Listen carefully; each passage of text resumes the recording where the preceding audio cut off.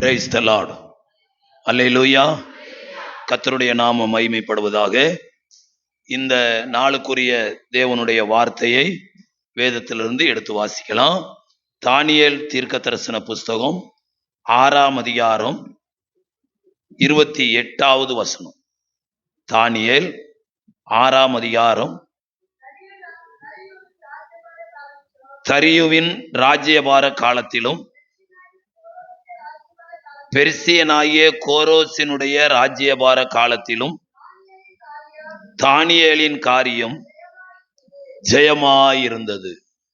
தானியேல் ஒரு தேவ மனிதன். அவன் அந்நிய நாட்டுக்கு அகதியாய் போனாலும் தேவன் அவரோடு இருந்தபடியினால் தேவன் அவனை உயர்த்தினார். அல்லேலூயா. தேவன் அவனை உயர்த்தினதினால் அவனுடைய வாழ்க்கையில நடந்த உயர்வு சரித்திர சம்பந்தமானது என்பதை குறிக்கும்படியாக தரியுவின் ராஜ்யபார காலத்திலும் பெர்சியனாகிய கோரேசனுடைய ராஜ்யபார காலத்திலும் என்று அந்த நாளிலே ஆண்ட அரசர்களுடைய பெயரை குறிப்பிட்டிருக்கிறது. ஆகவே இது கட்டுக்கதை அல்ல, இது சரித்திர பூர்வமானது. வசனத்தின் கடைசி பகுதி சொல்கிறது, தானியேலின் காரியம் ஜெயமாய் முடிந்தது, ஜெயமாய் இருந்தது. ஆயிரக்கணக்கான மக்கள் அந்த அரமனையில வேலை பார்த்தாலும் அதுல ஒருவருடைய பெயரை குறிப்பிட்டு சொல்லப்பட்டிருக்கிறது, தானியேலின் காரியம் ஜெயமாய் இருந்தது. உலகத்துல வாழ்கிற அத்தனை மக்களும் வாழ்க்கையில உயர வேண்டும் என்று நினைக்கிறார்கள், ஜெயம் பெற வேண்டும் என்று நினைக்கிறார்கள், ஜெயிக்க வேண்டும் என்று நினைக்கிறார்கள். சிலரால் அது முடிகிறது, பலரால் அது முடிகிறதில்லை. ஆனால் இன்றைக்கு நீங்களும் நானும் கிறிஸ்தவ வாழ்க்கையில அனுதின ஜீவியத்தில நம்மளை எதிர்நோக்கி வருகிற பிரச்சனைகள், போராட்டங்கள், இவைகளை மேற்கொள்ளக்கூடிய அந்த தேவ வல்லமையை நாம் வாழ்க்கையில பெற்றுக்கொள்ள நாம் என்ன செய்ய வேண்டும்? அப்படி ஜெய வாழ்க்கை வாழ்ந்த தானியேலுடைய வாழ்க்கையில் அவன் எப்படி நடந்து கொண்டதனால் இது கிடைத்தது என்பதை வேத ஆதாரத்தின் மூலமாய் நாம் பார்ப்போமானால் அது நமக்கு ஆசீர்வாதமாய் இருக்கும். அல்லேலூயா. இந்த மாதத்தின் வாக்குத்தத்தத்துல கடைசி பகுதி என்ன? முற்பிதாக்களோடு இருந்தது போல. சொல்லுங்க.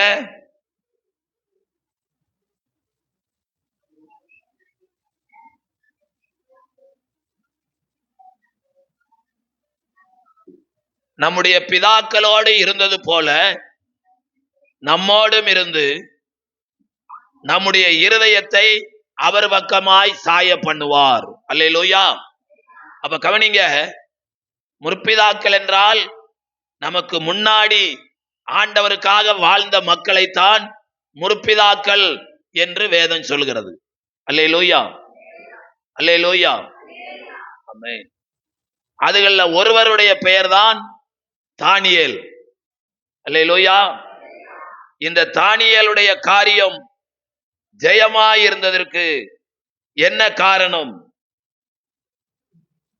பிலிப்பியர்கள் நிருபம் 1ஆம் அதிகாரம் 11வது வசனத்துல, நீங்கள் கிறிஸ்துவின் நாளுக்கென்று துப்புரவானவர்களும் இடரலற்றலுமாய் இருக்க வேண்டுதல் செய்கிறேன். அப்போஸ்தலனாகிய பவுலுடைய வேண்டுதல்களில் ஒன்று, ஆண்டவருடைய வருகையில சிரித்த முகத்தோடு நாம் அவரை எதிர்நோக்கி போக வேண்டும்.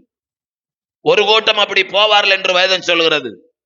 ஒரு கூட்டம் அவருடைய வருகையில வெட்கப்பட்டு போய்விடுவார்கள் என்று வேதம் சொல்கிறது. நீங்கள் நானும் தேவனுடைய வருகையில, அவருடைய நாளில அவரை சந்தோஷமாய் சந்திக்க வேண்டும். அல்லேலூயா. ஆமென். அப்படியானால் தானியேலுடைய வாழ்க்கையில அவன் எப்படி நடந்து கொண்டதனால் ஜெயமுள்ள வாழ்க்கை வாழ்ந்தான்? நம்பர் 1, தானியேல் தீர்க்க தரிசனம் 1ஆம் அதிகாரம் 8வது வசனத்தை வாசிக்கலாம்.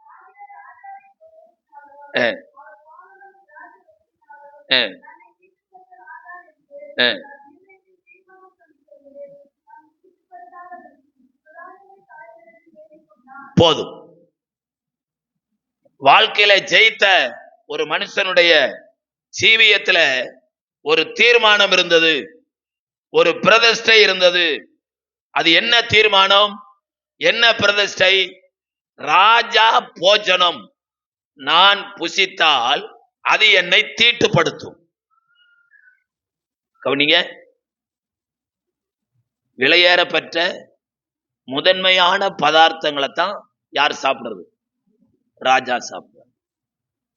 ராஜாவை சாப்பிடுறதுக்கு முன்னாடி ராஜா பக்கத்துல பானபாத்திரக்காரன் ஒருத்தர், அவன் டேஸ்ட் பண்ணி நல்லா இருந்தா தான் இவர் கொடுப்பான். அவர் வாயில வைக்கும் போது டேஸ்ட் கம்மியா இருந்துச்சுன்னா அதை என்ன செய்ய மாட்டாங்க, கொடுக்க மாட்டாங்க. அதுல விஷம் கலத்திருந்தா இவர் முதல்ல மயங்கி விழுவார். அப்போ உஷாராயிருவார், ராஜா இன்றைக்கு போஜன பந்தியில என்ன இருந்திருக்கு, விஷம் இருந்திருக்கு என்று சொல்லி. ஆனால் ராஜ போஜனம் யாருக்குமே கிடைக்காது, அது அரிது. ஆனால் ஒரு ஆளுக்கு ராஜ போஜனத்தை சாப்பிடக்கூடிய பாக்கியம் கிடைச்சிருக்கு. அல்லேலூயா. ஆமா, நீங்க நீங்க சபை முடிஞ்சு வீட்டுக்கு போயிட்டு அரிசியை போட போறீங்க, அந்நியாரம் உங்களுக்கு போன் வரும், அம்மா நாங்க முதலமைச்சருடைய ஆபீஸ் இருந்து பேசுறோம், இன்றைக்கு நீங்க சமைக்க வேண்டியதில்லை, கிண்டி ரவுண்டானா பக்கத்துல மெரிடன் லீ அப்படிங்கிற ஒரு 5 ஸ்டார் ஹோட்டல் இருக்குது, அங்க முதலமைச்சர் உங்களோட உட்கார்ந்து சாப்பிட நினைக்கிறாரு, நீங்க குடும்பமா ஓலா காரோ அதுக்கு மேல உள்ள காரோ புக் பண்ணி நேரம் என்ன செஞ்சுருங்க, வந்துருங்க. அந்த அந்த ஹோட்டலுக்குள்ள போறவங்க நடந்தெல்லாம் போக மாட்டாங்க, கார்ல வந்து என்ன செய்யணும், இறங்கணும். கர்த்தருக்கு ஸ்தோத்திரம். அப்படி சொன்னா நீங்க என்ன செய்வீங்க? இல்லைங்க நாங்க அரிசியை போட்டுட்டோம், போட்டதுதான், அது எந்த முதலமைச்சரை கூப்பிட்டாலும் நாங்க என்ன செய்ய மாட்டோம், வரமாட்டோம் அப்படிலாம் சொல்ல மாட்டீங்க. ரொம்ப நல்லதுங்கய்யா, உடனடியா நாங்க என்ன செய்யறோம், வர்றோம் அப்படின்னு சொல்லுவீங்க. இது எல்லாரும் கிடைக்கிற பாக்கியம். கர்த்தருக்கு ஸ்தோத்திரம். நான் கூட கிண்டி வர்த்தக மையத்துல ஒரு கிறிஸ்துமஸ் ஆராதனைக்கு போயிருந்தேன். அப்ப அம்மா முதலமைச்சர், அதனால ஆயிரக்கணக்கான மக்கள் கூடி வந்தாங்க. அந்த அம்மா பேசிட்டு ஸ்டேஜை விட்டு இறங்கிருச்சு, மறுபடியும் ஸ்டேஜுக்கு ஏறிச்சு, பின்னாடியே ஓடினாங்க, மைக்கு பிடிச்சி சொன்னாங்க, கிறிஸ்துமஸ் நிகழ்ச்சிக்கு வந்த உங்களை எல்லாரையும் எல்லாருக்காக நான் சந்தோஷப்படுறேன், உங்களுக்காக லீ மெரிடன்ல இருந்து சாப்பாடு இங்க கொண்டு வந்திருக்காங்க, அனைவரும் இருந்து சாப்பிட்டு போகும்படி கேட்டுக்கொள்கிறேன் அப்படின்ட்டு அதுக்கப்புறம் போனாங்க. நான் அன்னைக்கு திடீர்னு வந்துடலாம்னு நினைச்சேன். சரி அம்மா சொல்றாங்களே என்னதான் இருக்குன்னு பார்க்கலாம் அப்படின்னா, விதவிதமான பதார்த்தம். என்னன்னா ஒவ்வொரு பதார்த்தத்துக்கு மேல அவன் இங்கிலீஷ்ல எழுதி வச்சிருக்கிறான். இங்கிலீஷ் தெரியாத என்ன போல பாஸ்டர் மாருங்க அப்படியே திரும்பி பாக்குறாங்க, விதவிதமா ஏ டு ஜெட் அம்பட்டும் ருச்சி பார்த்துட்டு போன ஆட்களும் இருக்கிறாங்க. இது நமக்கு ஒத்து வராது, வைத்தால் ஆயிருமான்னு போன ஆட்களும் என்ன செய்யறாங்க, இருக்கிறாங்க. அல்லேலூயா. ஆக ஒரு முதன்மையான அரமனையில நடக்கிற அந்த விருந்துல ஒரு சாதாரண மனிதனுக்கு சாப்பிட இடம் கிடைக்குது.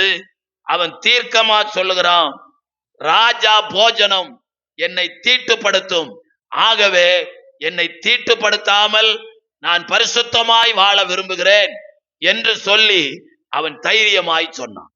ஆகவே தன்னை பரிசுத்தமாய் அவன் காத்து கொண்டபடியினால் அவனுடைய காரியம் ஜெயமாயிருந்தது. அல்லேலூயா.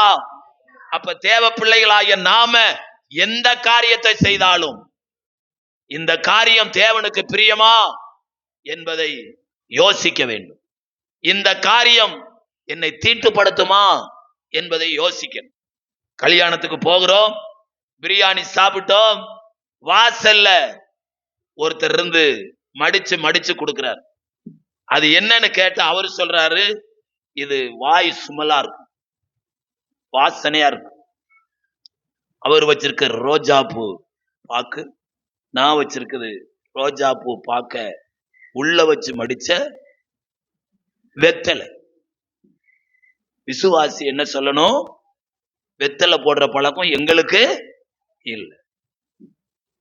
பக்கத்துல உள்ளவர் நமக்கு அறிமுகமானவர் சொல்லுவாரு, டெய்லியா போடுறீங்க, ஒரு நாள் தானே வாங்கி சமைச்சிட்டு போங்க அப்படின்னு சொல்லும் பொழுது நம்ம மூளை நமக்கு சொல்லணும், இதனால நீ தீட்டுப்படுவாய். அல்லேலூயா, அல்லேலூயா. நம்ம ஏன் வெத்தலை போடக்கூடாது, பொடி போடக்கூடாது? அது தேவன் வாழுகிற இந்த பரிசுத்தமான ஆலயத்தை தீட்டுப்படுத்தும். அல்லேலூயா. ஆம். அப்ப ஆண்டவரை தீட்டுப்படுத்தினா அவர் கண்ணீர் வடிக்க மாட்டாரா? நீங்கள் பெற்ற பரிசுத்த ஆவியை துக்கப்படுத்தாதிருங்கள் என்று பைபிள் எழுதப்பட்டிருக்கு. அப்ப நம்ம என்ன செய்யணும்? எபேசியர் 5ஆம் அதிகாரம் 10வது வசனம் சொல்லுகிறது, கர்த்தருக்கு பிரியமானது இன்னதென்று நீங்கள் சோதித்து பாருங்கள். அடுத்தவங்கிட்ட கேட்காதீங்க. பைபிளை நல்லா படிச்சீங்கன்னா இது தேவனுக்கு பிரியமானது அப்படின்னு வேதம் உங்களுக்கு சொல்லும். ரோமருக்கு நிருபம் 12ஆம் அதிகாரம் 1 வசனம் சொல்லுகிறது, என்ன பாருங்க, அப்படி இருக்க சகோதரரே, நீங்கள் உங்கள் சரீரங்களை பரிசுத்தமும் தேவனுக்கு பிரியமான ஜீவ பலியாக ஒப்பு கொடுக்க வேண்டும் என்று கிறிஸ்துவின் முன்னிட்டு உங்களை வேண்டிக் கொள்கிறேன். இதுவே நீங்கள் செய்யத்தக்க புத்தி உள்ள ஆராதனை. புத்தி உள்ள ஆராதனை ஒண்ணு இருக்குன்னா அதுக்கு நேர் எதிர்மாறானது புத்தி இல்லாத ஆராதனை. அல்லேலூயா. வேலைக்கு போகிற நான் சரியான நேரத்துல போய்விட்டு வானத்தையும் பூமியும் படைத்த ஆண்டவருடைய சமூகத்துக்கு வரும்போது லேட்டா வருவோமானால் நாம் புத்தியினர் என்று வேதம் சொல்லுது. அது தேவனுக்கு பிரியமில்லாத காரியம் என்று வேதம் சொல்லுது. அப்படியானால் தானியேலின் காரியம் ஜெயமாயிருக்க அவன் தன்னை தீட்டுப்படுத்தாதபடி காத்து கொண்டான். நீதிமொழிகள்ல சாலமோன் சொல்லுகிறார், நீதிமொழிகள் 3ஆம் அதிகாரம் 1 வசனத்துல, என் மகனே, என் போதகத்தை மறவாதே, உன் இருதயம் என் கட்டளைகளை காக்க கொள்ளக்கூடும். 119 சொல்லுகிறார், நான் பாவம் செய்யாதபடி உம்முடைய வசனத்தை என் இருதயத்துல வைத்து வைத்தேன். ஒரு தேவ பிள்ளைகளுடைய இருதயத்துல தேவனுடைய வசனம் இருக்கும் என்றால் நாம் வழி விலகி போகும்போது அந்த வசனம் நம்மை எச்சரிக்கும். அல்லேலூயா, அல்லேலூயா. ஆக தானியேலின் காரியம் ஜெயமாயிருக்க தானியேல் வெற்றியுள்ள வாழ்க்கை வாழ தன்னை தீட்டுப்படுத்தாதபடி காத்து கொண்டான். உலகத்துல எங்க திரும்பினாலும் பாவம் தண்ணீரை போல ஓடுகிறது. ஆகவே கர்த்தருடைய பிள்ளைகளாகிய நாம அதற்கு விலகி தன்னை காத்து கொள்வதுதான் புத்தி உள்ள ஆராதனை. நம்முடைய சரீரம் தேவ ஆவியானவர் தங்கும் பரிசுத்த ஆலயம். இதை ஒருபோதும் அசுத்தப்படுத்த நாம் என்ன செய்யக்கூடாது? இடம் கொடுக்க கூடாது. இரண்டாவதாக தானியேல் 1ஆம் அதிகாரம் 13வது வசனத்தை வாசிங்க. எங்கள் முகங்களையும் ராஜ போஜனத்தில் புசிக்கிற வாலிபருடைய முகங்களையும் ஒத்து பாரும். போதும். ராஜ போஜனத்தை விளைக்கிறவர்களை பார்த்து அந்த மனுஷன் சொல்லுகிறான், நீங்கள் சாப்பிடாவிட்டா எங்களுடைய வேலை போகும், எங்களை சிறைச்சேதம் பண்ணுவார். அவன் சொல்லுகிறான், பயப்படாதுங்கய்யா, 10 நாள் தவணை கொடும், 10 நாள் ராஜ போஜனத்தை எங்க கூட இருக்கிறவங்க புசிக்கட்டும், எங்களுக்கு மாத்திரம் பருப்பு சாம்பார் கொடு. 10 நாள் கழித்து அவங்க முகத்தையும் எங்க முகத்தையும் ஒத்து பாரும். நீங்க நினைக்கிறத போய் நாங்க மெலிஞ்சு எலும்புந்தோளுமா இருந்தா அதுக்கப்புறம் நீங்க சாப்பாடை சாப்பிடும். அவன் 10 நாள் கழிச்சு ஒத்து பார்த்தான். 15வது வசனத்தை வாசிங்க.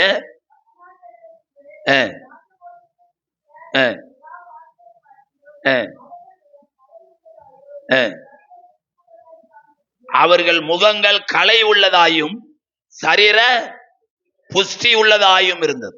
நல்லா கவனிக்கணும் விசுவாசிங்க. நாம சாப்பிடுற சாப்பாட்டுனால நம்ம வாழுகிற ஜனங்கள் அல்ல. அல்லேலூயா. நம்மை போஷிக்கிற ஒரு கர்த்தர் உண்டு. நம்முடைய முகங்களை பிரகாசிக்க பண்ணுகிற ஒரு கர்த்தர் உண்டு. அல்லேலூயா. அவர்தான் நமக்கு சரீரத்துல நல்ல ஆரோக்கியத்தை கொடுக்கிறவர், நல்ல கலையை கொடுக்கிறவர். கர்த்தருக்கு ஸ்தோத்திரம். ஃபேர் அண்ட் லவ்லில எப்ப கண்டுபிடிச்சாங்க?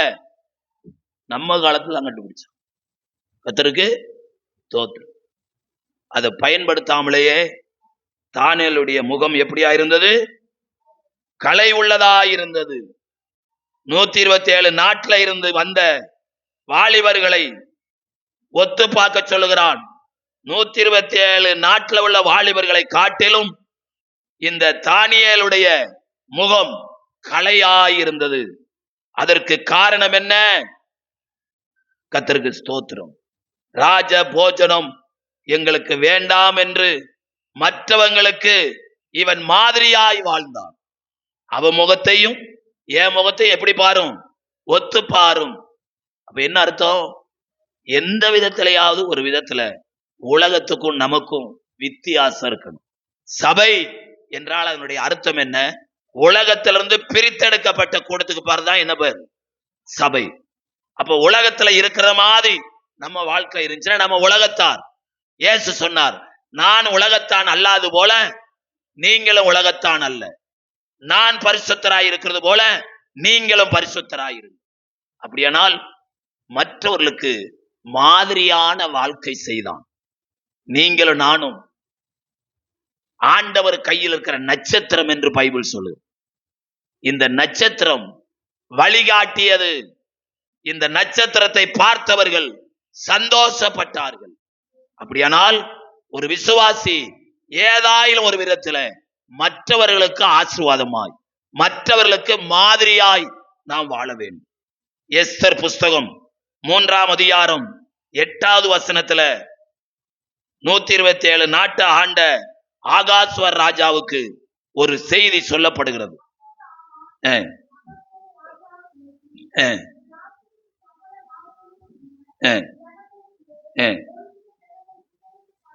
ஒரு சில ஜனங்கள் சிதறுண்டு பரவி இருக்கிறார்கள்.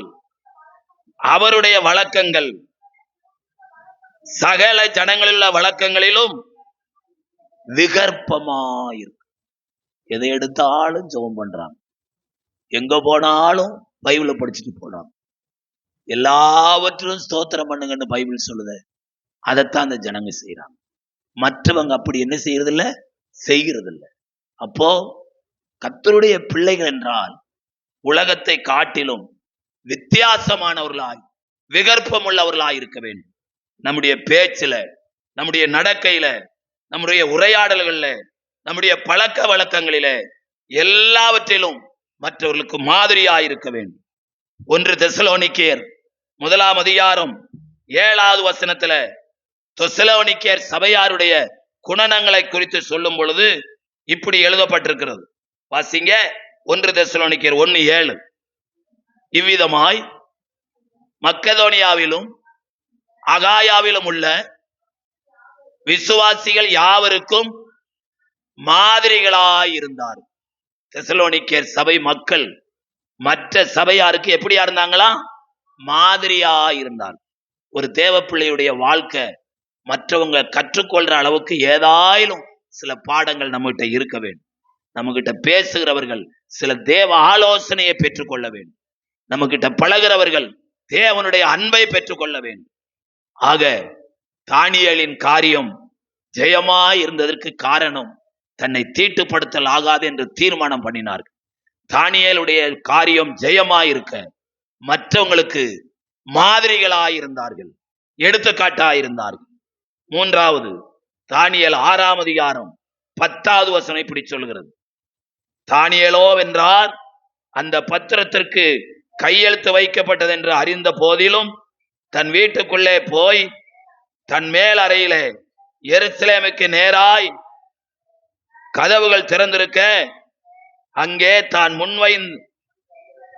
முன் செய்து வந்தபடியே தினம் 3 வேளை தன் தேவனுக்கு நேராக முழங்கால் படியிட்டு ஜெபம் பண்ணி ஸ்தோத்திரம் செலுத்தினான். அல்லேலூயா, அல்லேலூயா. வாழ்க்கையில என்ன பிரச்சனை வந்தாலும், எவ்வளவு போராட்டம் வந்தாலும் நாம செய்ய வேண்டிய வேலை என்னன்னா, வழக்கமா நம்ம செய்யற வேத வாசிப்ப, வழக்கமா நம்ம செய்யற ஜெபத்தை, வழக்கமா தேவனை தோத்தரிக்கிற அந்த அனுபவத்தை ஒரு நாளும் மறக்க கூடாது. அல்லேலூயா, அல்லேலூயா.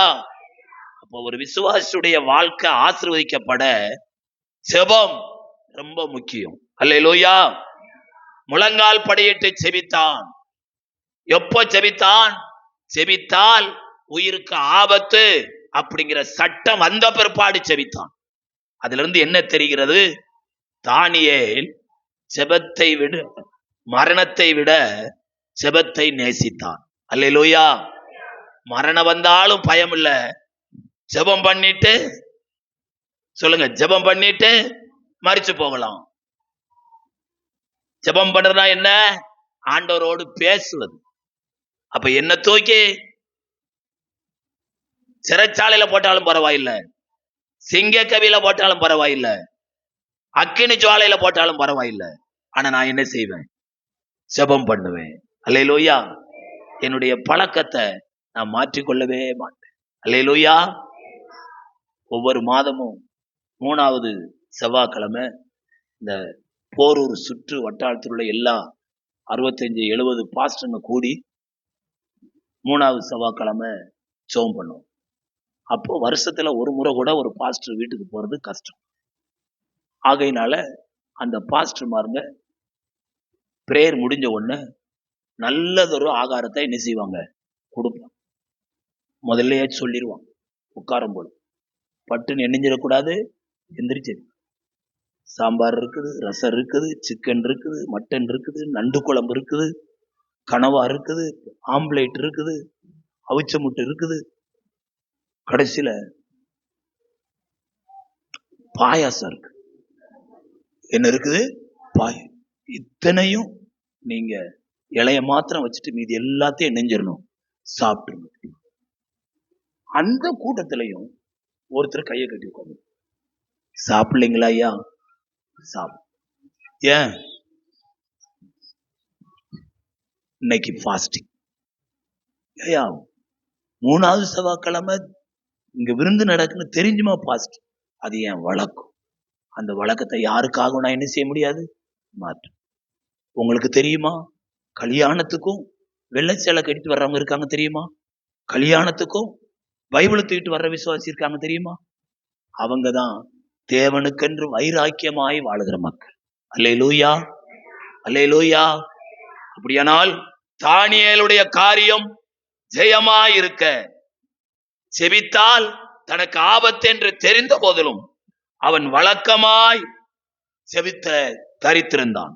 அந்த ஜெபம் அவனை தப்புவித்தது.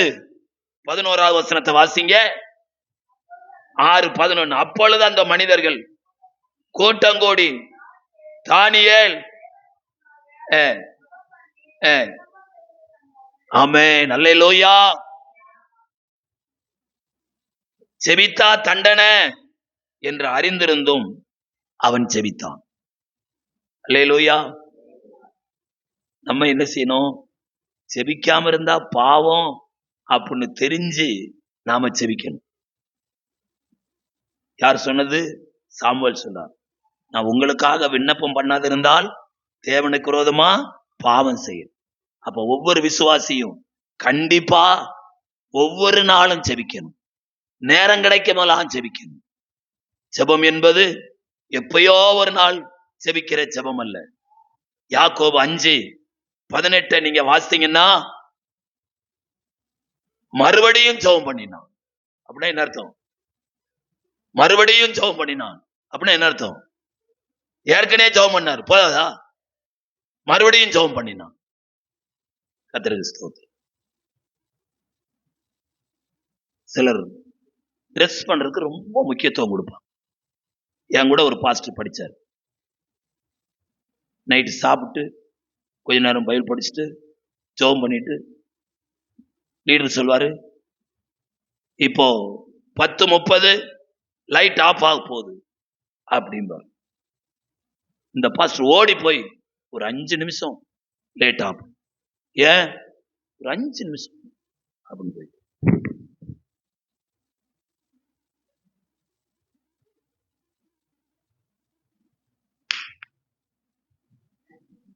இப்ப ஆஃப் பண்ணுங்கயா. எங்க போறாரு?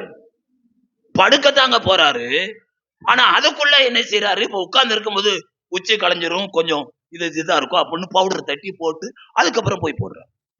இப்படி எத்தனையோ வித்தியாசமான ஆளுக்க உலகத்துல என்ன செய்யறாங்க, இருக்கிறாங்க. அவங்க மத்தியில இந்த தானியேலை குறிச்சு நம்ம வாசிக்கிறோம். கர்த்தருக்கு ஸ்தோத்திரம். செபித்தால் தண்டனை அப்படிங்கிற சூழ்நிலையிலையும் அந்த தண்டனைக்கோ மரணத்துக்கோ பயப்படாம செபித்தார் என்றால் அவருக்கு ஜெபத்தின் மேல எவ்வளவு ஆவல் வாஞ்சை இருந்தா அப்படி ஜெபிச்சிருப்பார். அல்லேலூயா.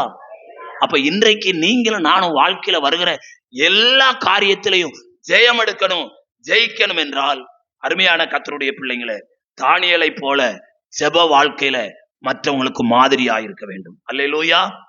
லூக்கா எழுதின சுவிசேஷம் 6ஆம் அதிகாரம் 12வது வசனத்துல நாம பின்பற்றுகிற நம்முடைய ஆண்டவர் எப்படி ஜெபித்தார் என்று அங்கு எழுதப்பட்டிருக்கிறது.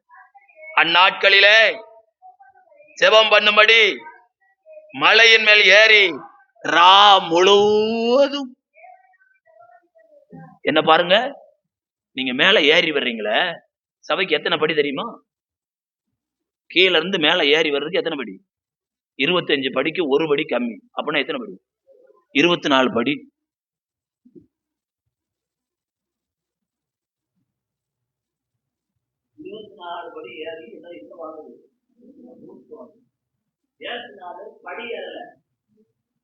மலையின் மேல ஏறினார். அல்லேலூயா. மலையின் மேல ஏறி கொஞ்ச நேரம் உட்கார்ந்து மூச்சு வாங்கினார்னு எழுதல. பைபிள் சொல்லுது ரா முழுவதும் காலையில விடிகிற வரைக்கும் என்ன செய்து கொண்டிருந்தார்? ஜெபம் பண்ணிக்கும். நீங்களும் நானும் இயேசுவை உண்மையே பின்பற்றணும்னா அவருடைய வாழ்க்கையில ஒரு மாதிரி ஜெபம். லூக்கா 9ஆம் அதிகாரம் 18வது வசனத்தை வாசிப்பீங்கன்னா ஆண்டவருடைய ஜெபத்தை குறித்து வாசிக்கிறோம். பின்பு அவர் தம்முடைய சீசரோடு தனித்து ஜெபம் பண்ணும்படியா போனார். நல்லா கவனிங்க, எப்படி ஜெபம் பண்ணணும்? தனித்து ஜெபம் பண்ணணும். ஆண்டவருடைய பிள்ளைகளாகிய நீங்களும் நானும் தனிப்பட்ட வாழ்க்கையில நீங்களும் நானும் தேவனோடு சரியான உறவு வைக்க வேண்டும். ஜெபம் நம்மை தேவனுடைய சமூகத்துல கிட்டி சேரும்படியாக செய்யும். லூக்கா எழுதின சுவிசேஷம் 9ஆம் அதிகாரம் 29வது வசனம் சொல்லுகிறது, அவர் ஜெபம் பண்ணுகையில் அவருடைய முகரூபம் மாறிற்று, அவருடைய வஸ்திரம் வெண்மையாயிற்று. அல்லேலூயா, அல்லேலூயா. கொஞ்சம் அந்த ஆழமா கவனிச்சு பாருங்க. அவர் ஜெபம் பண்ணுகையில் முகம் ரூபம் மாறிற்று. எல்லாத்துக்கும் ஒரு முக ரூபம் என்ன செய்யுது? இருக்குது. ஆண்டவருடைய படைப்புல ஒரு ஆச்சரியமான காரியம் என்னன்னா, என் விரல்ல இருக்கிற ரேகைக்கும் உங்க விரல்ல இருக்கிற ரேகைக்கும் வித்தியாசம் இருக்கு. அல்லேலூயா. உங்க முகரூபத்துக்கும் என் முகரூபத்துக்கும் என்ன இருக்குது? வித்தியாசம். அதனாலதான் குற்றங்களை கண்டுபிடிக்க முடியுது. இப்போ லேட்டஸ்டா பைபிள படிச்சவங்க ஒரு மிஷினை கண்டுபிடிச்சிருக்காங்க. அது யாரு? முதல் கொலை எங்க நடந்துச்சு? ஆதியாமத்தில் நடந்துச்சு. யார் யாரை கொன்னாங்க? காயின் ஆபேலை கொன்னான். அப்ப ஆண்டவர் கேட்கிறார், ஆபேலே உன் முகம் ஏன் வேறுபட்டது? அப்ப கொலை செய்தவனுடைய முகம் என்ன செய்து? சாதாரணமா இருக்கிறத காட்டிலும் கொலை செஞ்ச பிற்பாடு அவனுடைய முகம் என்ன செய்யுது? வேறுபடுது.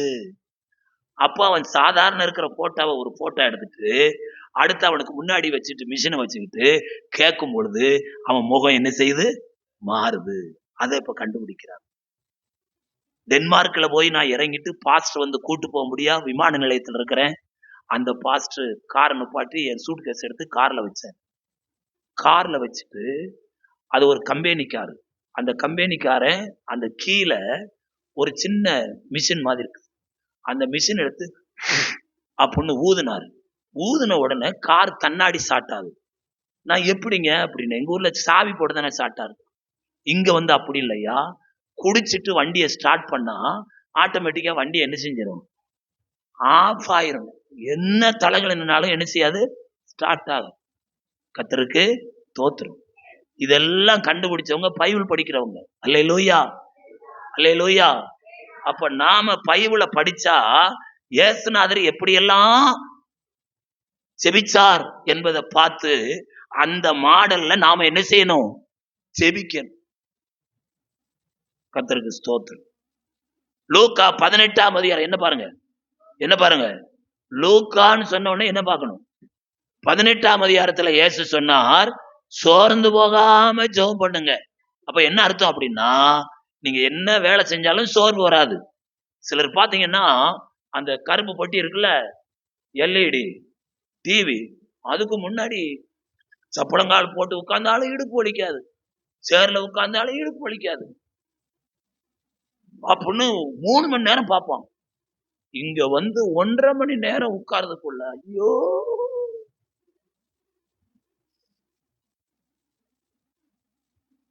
கர்த்தருக்கு ஸ்தோத்திரம். அதெல்லாம் ஏன் அப்படின்னா, சித்திரமும் கைப்பழக்கம், செந்தமிழும் நாப்பழம். சிலவன் பெண்டிகா சபைக்கு 9:30 மணிக்கு போறாங்க, வீட்டுக்கு 3:45 திரும்பி வர்றாங்க. அவங்களுக்கு ஸ்டீல்ல இருக்குது இடுப்பு, நமக்குள்ள அதே இடுப்பு தான் அவங்களுக்கு. அதுக 9:30 மணில இருந்து 3 மணி வரைக்கும் எங்க உட்கார்ந்து இருக்கிறாங்க? ஆலயத்துல உட்கார்ந்து இருக்காங்க.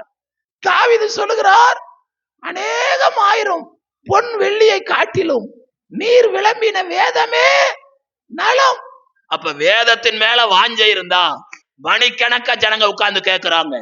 கர்த்தருடைய பிள்ளைங்களே, இயேசு சோர்ந்து போகாமல் ஜெபிங்கள் என்று சொன்னார். லூக்கா 21:36 சொல்லுகிறது, எப்பொழுதும் ஜெபம் பண்ணி விழித்துக் கொண்டிருங்கள். லூக்கா 22:40 சொல்லுகிறது, நீங்கள் சோதனைக்கு உட்படாதபடி ஜெபம் பண்ணுங்கள். அப்ப ஜெபிக்க மறந்தா சோதனை வரும்.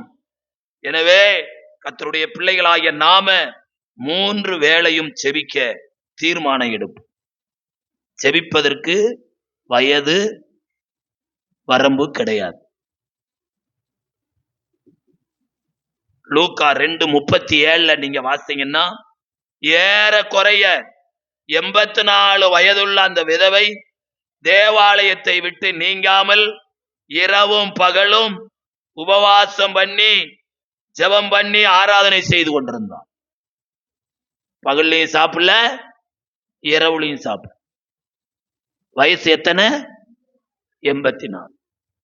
நல்லா கவனிங்க. அப்போ ரொம்ப நேரம் உட்கார்ந்து ஜெபிக்கணும்னா கொஞ்சம் வயசு உள்ளதான் ஜெபிக்கணும், வயசு போனவங்க ஜெபிக்க முடியாதுங்கிற வித்தியாசம் இல்லை. தம்மை நோக்கி கூப்பிடுற யாவருக்கும் அவர் சமீபமா இருக்கிறார். அல்லேலூயா. பலம் உள்ளவனுக்கும் பலன் அற்றவனுக்கும் உதவி செய்வது அவருக்கு லேசான காரியம். ஆகவே கர்த்தருடைய பிள்ளைகளாகிய நாம ஆண்டவரை போல ஜெபிப்பதில் உண்மை உள்ளவர்களாய் இருப்போமானால் 2 நாளாகமம் 19:11 சொல்லுது, உத்தமனுக்கு கர்த்தர் துணை. ஜெபிக்கிற காரியத்துல ஆண்டவருடைய பிள்ளைகள் எப்படிப்பட்டவர்களாய் இருக்க வேண்டும்? உண்மை உள்ளவர்களாய் இருக்க வேண்டும். 1 கொரிந்தியர் 1:9 சொல்கிறது, உங்களை அழைத்த தேவன் உண்மை உள்ளவர்.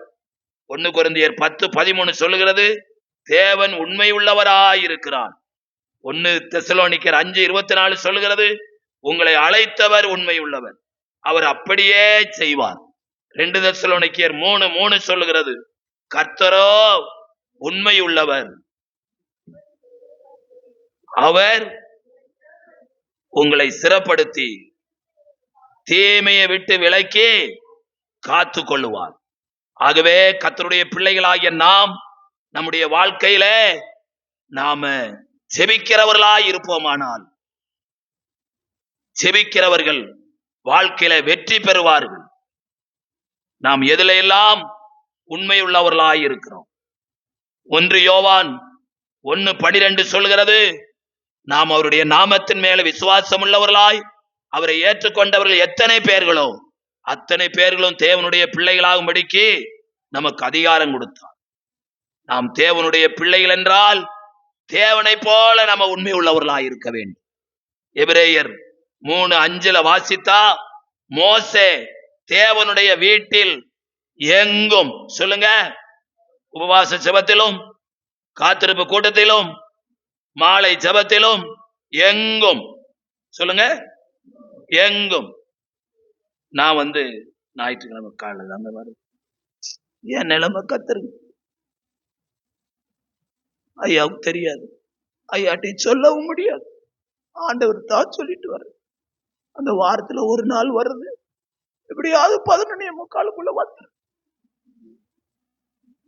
என் நிலைமை கத்தருக்கு தெரியும்.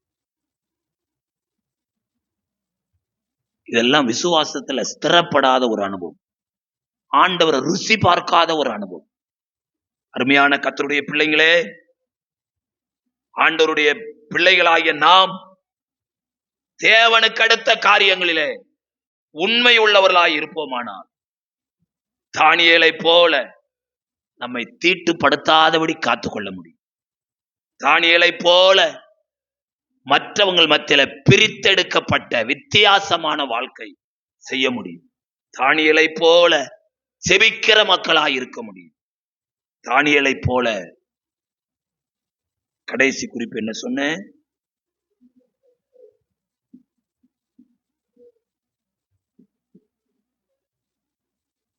ஆறு நாள் வாசிங்க.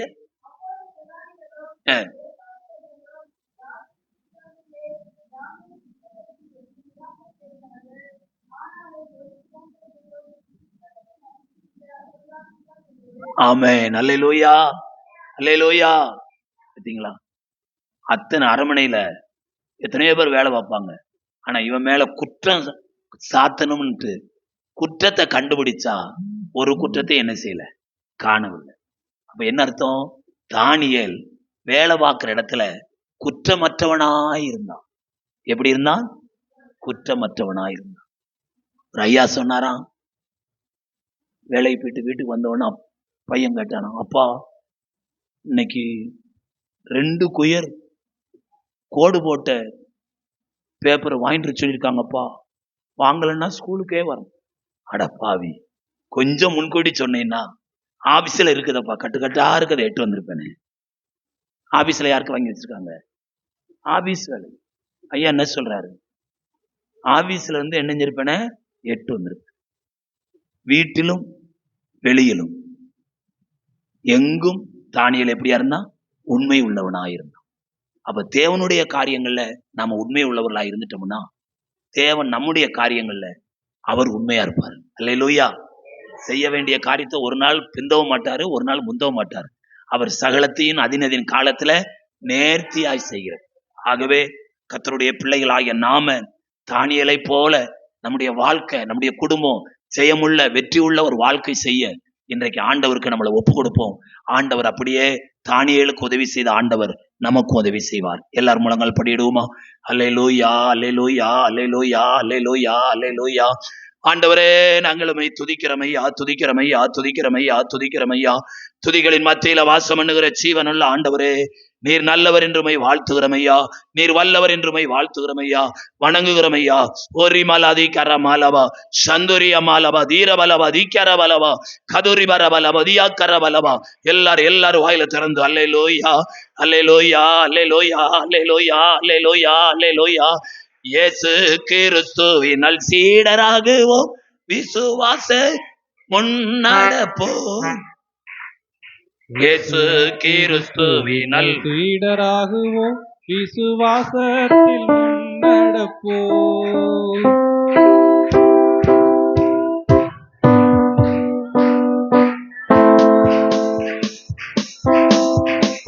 நம் இயேசு ராஜாவே இதோ வேகம் வாராரே, அதிவேகமாய் செயல்படுவோம். எல்லாரும் உற்சாகம்.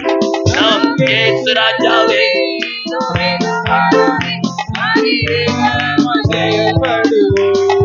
மனிதர் யாரிடமும் பாசம் காட்டுவோம், இயேசு மந்தைக்குள்.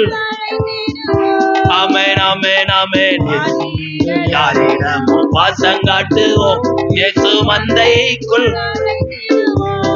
ஆமென். அதி உற்சாகம், அதி சீக்கிரமாய்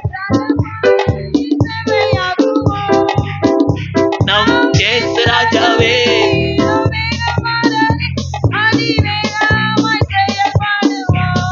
ஆமென்.